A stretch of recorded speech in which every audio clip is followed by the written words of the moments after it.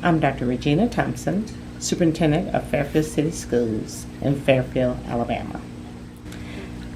I want to say I'm proud because I came from this area. You know, I lived really next door. I was raised in the West End area, and being able to come back home. I was in South Carolina for 6 years, and being able to come home and make a difference was very important to me. The students are very important to the work that we're doing here, as well as the people. A lot of our staff are from Fairfield. They live in the surrounding area. They are proud to be here. Some of them have been here for years and really are hopeful that the city will come back. And so our work is that, we really make the city shine in everything we do. When I came, I remember the discussion being around, we have to make sure that we do our best. And we want, in order to keep the residents that we have, we have permanent residents that came from Fairfield, and so we want to, make sure that we shine as the city goes through its, financial difficulties. And so we begin to, when I was kind of charged with that, I immediately came in and said, well, it's about the academics too. It's about how do we best educate our students. How do we make sure that they are, successful when they graduate from Fairfield High School. And so in the midst of doing that, I think it was important that everything we did, we made sure that they understood the history of Fairfield. And so I began to talk to my staff about that when they come in, and even when we hire new employees. Okay, let me give you a little history about Fairfield.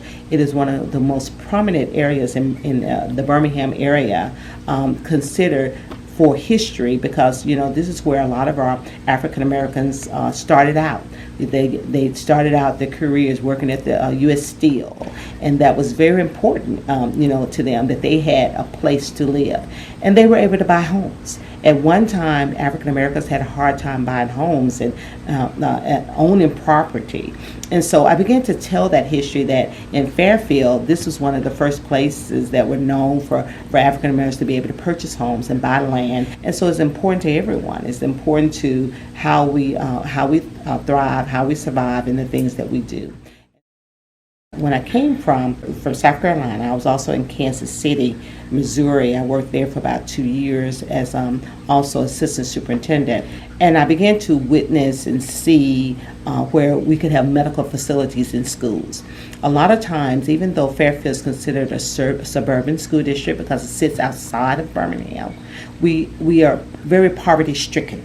And so when you deal with that, medical needs are sometimes lacking. And sometimes our students don't come to school because their parents are trying to work and can't get them to the doctor. And that would be an excuse for them not to come. Our truancy rate is really high. We have a high truancy where students are just not coming to school. They're absent for various reasons. And sometimes they wake up sick and the mom would just say, stay here. And they'll do that where the oldest child will also have to stay with them. And so to remedy that, we have buses as well that pick the students up to make sure they get to school. But that's one way.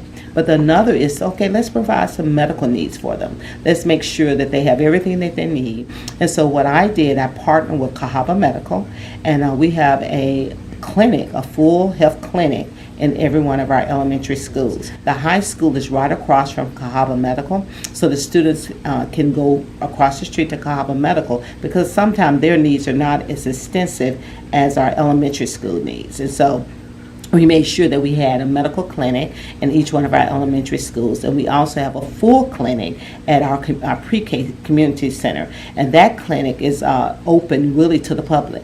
For any Fairfield citizen can go to that clinic at Forest Hill Community Center. I work with kindergarten through 12th grade, so I'm at all the schools.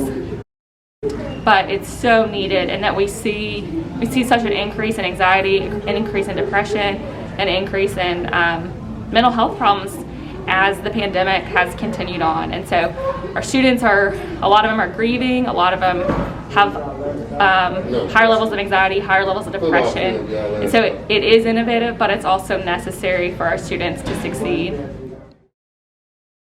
Yes, when I came to Fairfield, I began to recognize that our football players were practicing and playing on the same field. And immediately we were trying to do a rush kind of thing before every game to reline it. I would say, I don't know the terminology that everyone used, but to reline it before the game. And I began to say, well, where's our practice field? And so they began to inform me we did not have a practice field. And I said, well, we need to do something about that. We need turf, so we can have a place, if that's going to be a practice field. So the grass would be beat up and, torn from practice and all of that. And so immediately we worked to acquire funds to make that happen. But it wasn't just for that. It was also because I began to notice we were talking about parent engagement. And I began to notice that it didn't matter if our parents came to a meeting or not, they came to a football game. And so I began to notice that was our community. Guess what? Our community, they congregate at the football game.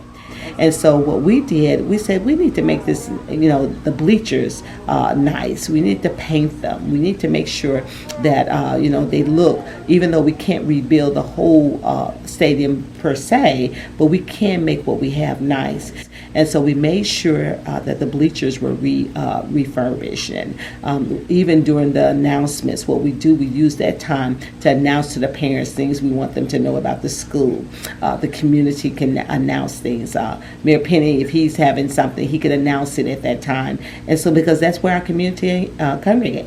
That's where they are. They come to see their children play. And they even alumni, they come. And so you get to really kind of talk to them over the big mic and tell them, we're about to get ready for assessment. So we really need your children at school on time. We're dealing with COVID. We still keep them safe. These are the things that we're using it for. So even though we made it aesthetically appeasing, we also thought about the children, yes, as well as the community. And so it became one big project that was really twofold. And so immediately as we began to work with the mayor, we began to understand that he was considering by Forest Hills to do a walking trail for the community.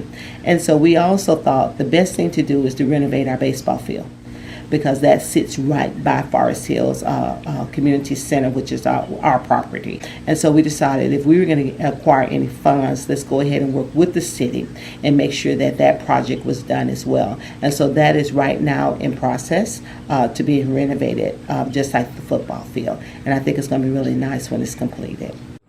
All this stuff here was all them trees and stuff, that was out there. So they have been working, it's a working process. But it should be ready for baseball season. Weight room, we're happy with our weight room.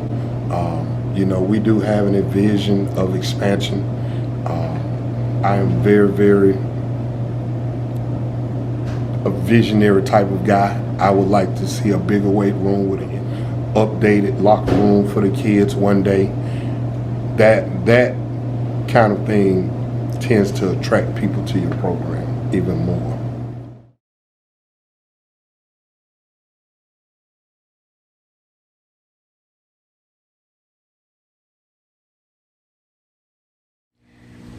I feel it is a positive step, to head it in the right direction. The community has always asked, well, what are we doing? That's always their question. What are we doing about safety? What are we doing about rebuilding the city? What are we doing about, them and, and all of that. I think the master plan is going to send a message that we are working. And that if the school is working with the city, it will show that we are working as one. That's going to be key. So I think it's an important step towards letting our community know that we're not just sitting on our laurels. We're out there. We're doing some things. And this is the first step in the right direction. So I think it's positive. I think it is a great way to kick off, the need to bring the city back to the shining light that it once was, and to let them know that everybody's working together to get it done. That's going to be key.